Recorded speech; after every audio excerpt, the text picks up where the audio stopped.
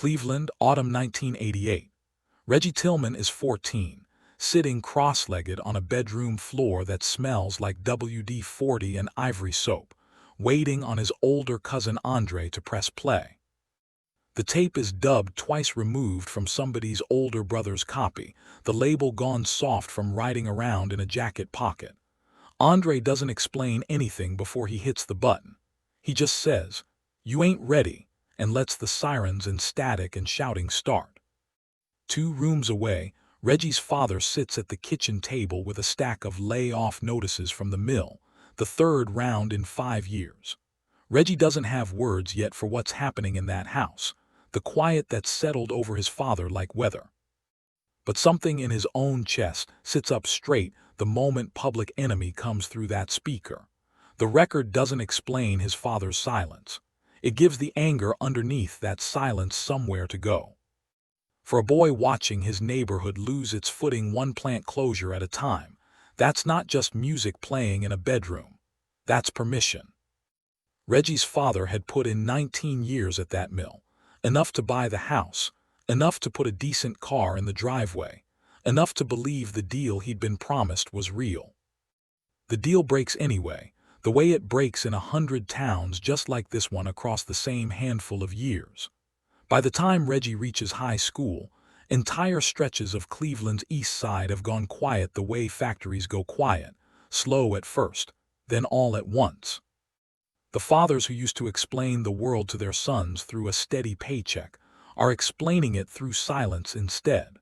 Public Enemy fills a gap nobody in Reggie's house has language for. The music says the system is rigged, the anger is legitimate, and a man refusing to be erased is something to be proud of.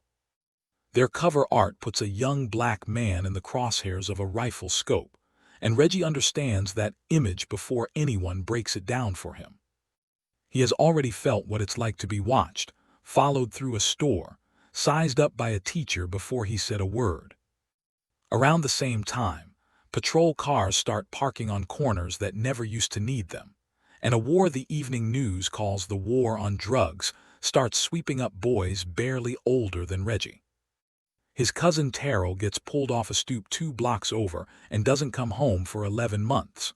No gun involved, just enough product on him to trigger a sentence built for someone twice his age. Reggie doesn't understand mandatory minimums at 14, but he understands that Terrell's absence teaches the block a lesson about what a black boy's freedom is actually worth. Commentators would later describe Chuck D's rhymes from that era as a kind of alternate news broadcast, a report from neighborhoods the 6 o'clock news treated like background noise. A year later, that same voice becomes the pulse of Spike Lee's Do the Right Thing, blasting from a boombox as the moral center of a movie about a summer that boils over into violence. Reggie sees that film in a crowded theater on Euclid Avenue and watches black men his father's age nod, along like the screen was reading their mail. For Reggie, it's simpler than that. It's the first time an adult voice on any channel sounds like it's on his side.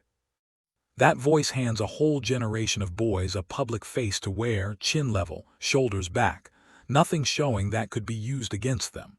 The face works.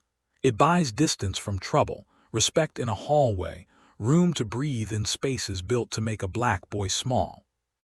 Nobody warns Reggie that a face built for the outside world was never designed to come off at his own kitchen table. By 9th grade, he has the walk down before anybody teaches him the word for it.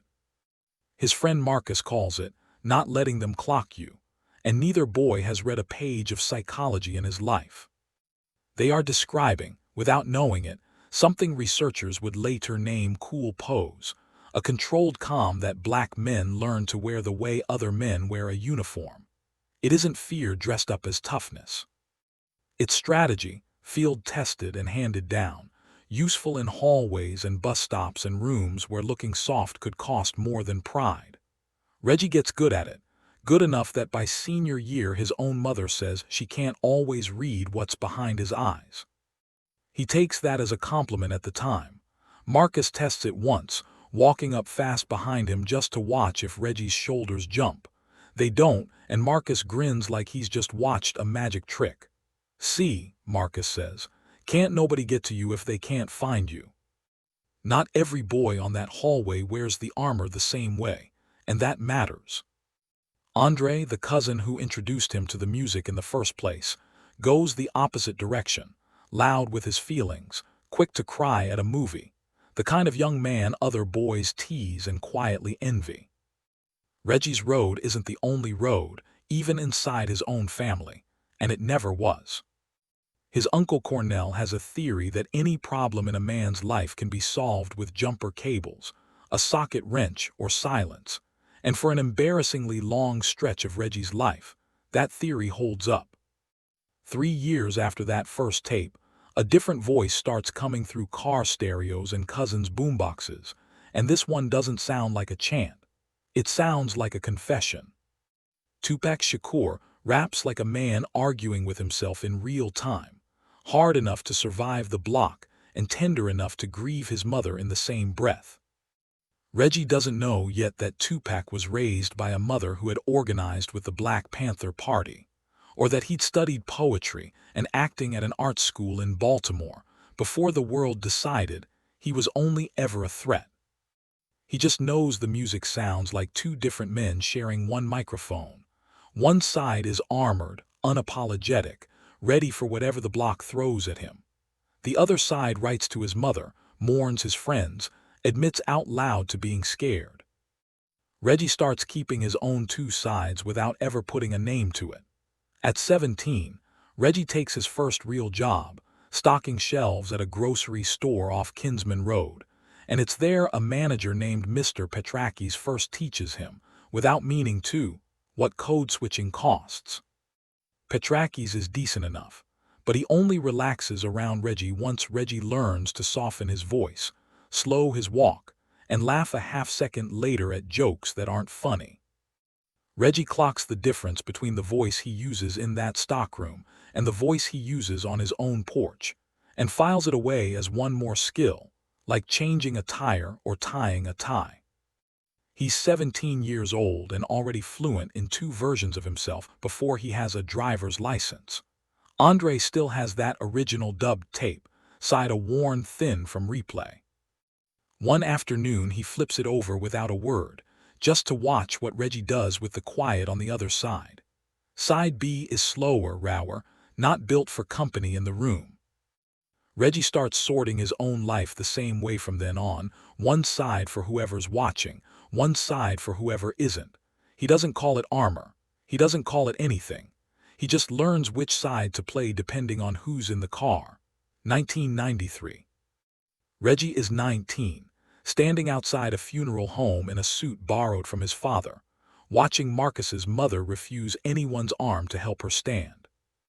Marcus is the friend who taught him how to walk a hallway without flinching, and now that same walk has to carry Reggie to a casket at 19 years old.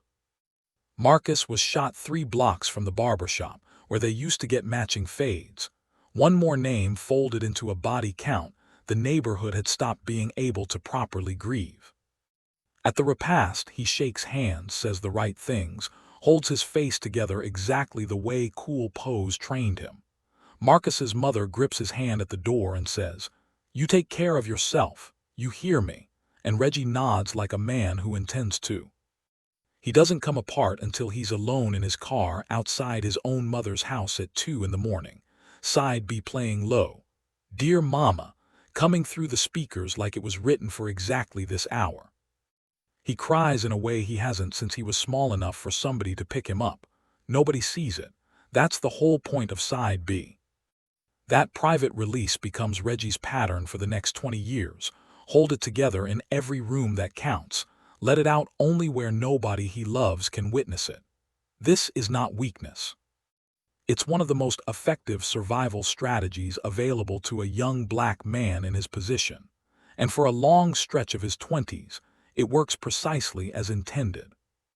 It gets him through a funeral, a repossessed car, a job interview where the wrong flinch could cost him the position, the public armor Public Enemy handed him, and the private release valve Tupac modeled become the two halves of how Reggie survives into adulthood. Together, they build something durable. They also build something that only knows how to open when no one who loves him is in the room. That pattern doesn't describe every man who grew up on this music, and it would be dishonest to pretend otherwise. Some carried the same two tapes and came out more openly emotional than either parent, the way Andre did. But enough men recognize themselves in Reggie's version of it to know the pattern is real, common enough to have a shape, not universal enough to be fate. There's a name for the version of this that shows up in a man's body instead of his relationships. A pattern researchers call John Henryism, the cost of working twice as hard against the same obstacle for years without rest. Reggie will meet that name personally in his 40s, in a doctor's office, in a blood pressure reading that makes the nurse ask if he's under a lot of stress. He'll say no out of habit before he's even finished hearing the question.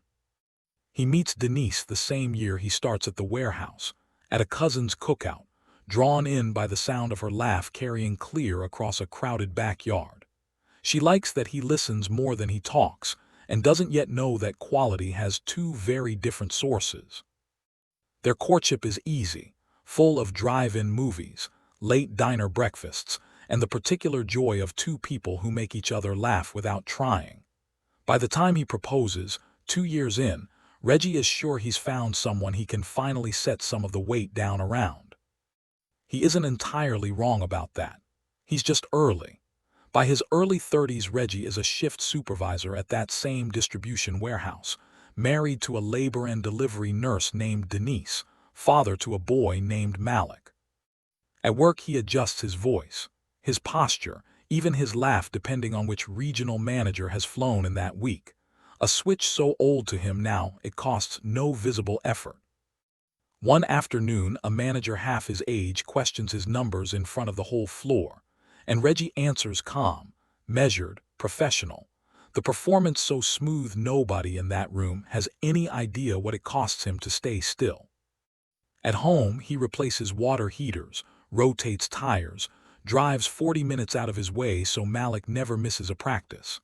Denise sees all of it, the whole quiet architecture of his providing, and most nights it's enough. Denise grew up in a house where feelings got said out loud, arguments included, so she recognizes Reggie's silence for what it is instead of mistaking it for peace. She isn't asking him to become someone else. She's asking him to let her see the man doing all that quiet providing, not just the results of his labor. Some nights it isn't enough. "Where do you go?" she asks him once, not for the first time, "when you go quiet like that?" Reggie doesn't have an answer that isn't a joke or a shrug, so he gets up and checks the locks instead, a habit she stopped commenting on because commenting never changes it. The distance builds slowly, the way rust does, one small silence at a time. It comes to a head one night after Denise finds out from a coworker, not from Reggie, that his blood pressure numbers have him one bad reading away from medication. "You'd have told a stranger before you told me," she says, and she isn't wrong, and the accusation lands exactly as hard as she means it to.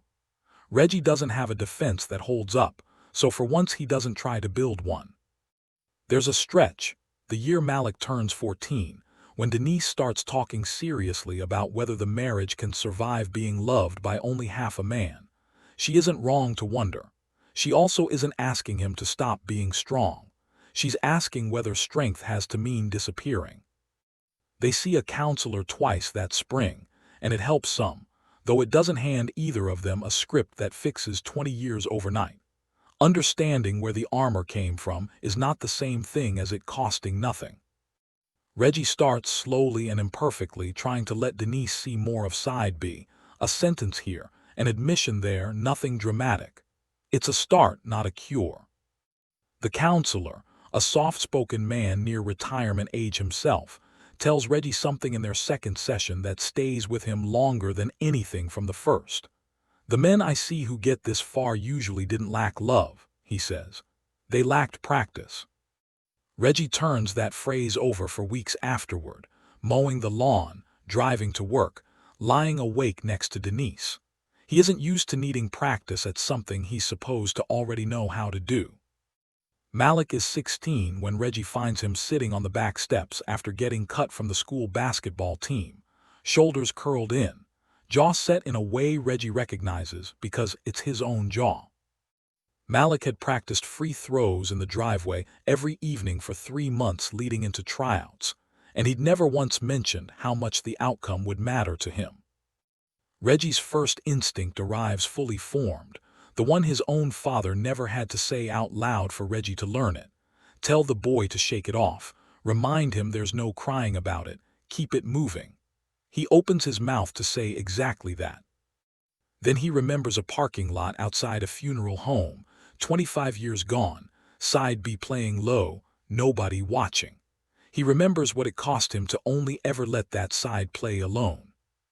So instead, Reggie sits down on the step next to his son and doesn't say anything for a while. Reggie's own father never sat on a step like this, not because he didn't love his son, but because nobody had ever shown him it was safe to try. A mill town raising boys to be useful before it teaches them to be understood doesn't leave much room for back porch silence that isn't punishment. Reggie doesn't blame him for that anymore. He just decides, sitting there beside Malik, that the tape doesn't have to keep the same two sides forever. "You good?" Reggie finally asks, which isn't much, but it's a door he usually keeps shut. Malik shakes his head, doesn't look up, admits he wanted this more than he's told anybody, even Denise. Reggie doesn't reach for a tool the way he usually would, doesn't offer a plan, doesn't fix it. He just says, "I know." That part's real, and stays on the step until the porch light starts drawing bugs and neither of them minds. It's a small moment. It doesn't undo 2 decades of side A-only living, and Reggie knows better than to pretend it does. But it's the first time in his adult life he can remember choosing which side of the tape to play instead of the tape choosing for him. Malik's generation has words Reggie never had at that age, words like boundaries and emotional labor and therapy that get used at the dinner table now without anybody flinching.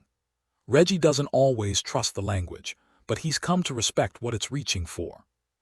His healing doesn't arrive all at once because of one good conversation on a back step, the way healing never does. It arrives the way rust reverses, slow and deliberate and only with consistent attention. A phone call more often than he used to make one, an actual answer instead of a shrug when Denise asks where he's gone quiet. 20 years later, Reggie is 52, sitting on the floor of a closet he's been meaning to clear out since his mother passed, when he finds it. The cassette is still there, side A's label faded to nothing, side B held together with a strip of yellowed tape. He doesn't own anything left in the house that plays it. He keeps it anyway, sets it on a shelf where he can see it, the way some men keep a photograph or a folded flag. He finds both records on a streaming app that same afternoon, the whole discography compressed into a single search bar, no dubbing or trading required anymore. He plays the Public Enemy record first, then the Tupac record right after it, back to back, the way he never once let himself do as a teenager. Sitting alone on his own closet floor at 52, side A and side B finally share the same room. Malik is 28 now, married back home for a Sunday visit with a daughter of his own asleep in the next room. He notices the tape on the shelf and asks what it is, half curiosity, half a suspicion that it matters. Reggie doesn't give him the whole history at once, but he tells him about a cousin, a boombox, and 2 men who taught a generation of boys how to survive showing only half of themselves. "I'm still working on the other half," Reggie says, mostly as a joke. Malik doesn't laugh right away. He just says, "Yeah, me too," in a voice that tells Reggie the tape got passed down whether either of them meant it to. Not every piece of armor a man builds to survive is the piece he needs to come home to. Public Enemy taught a generation how to stand up straight in a world built to bend them. Tupac taught that same generation that the toughest man in the room might also be the one who needs somewhere safe to cry. Reggie learned both lessons before he was old enough to drive, and it took him 30 years to learn the one nobody put on a track. Strength was never really about which side of the tape a man could play. It was about being willing, eventually, to let the people who love him hear both.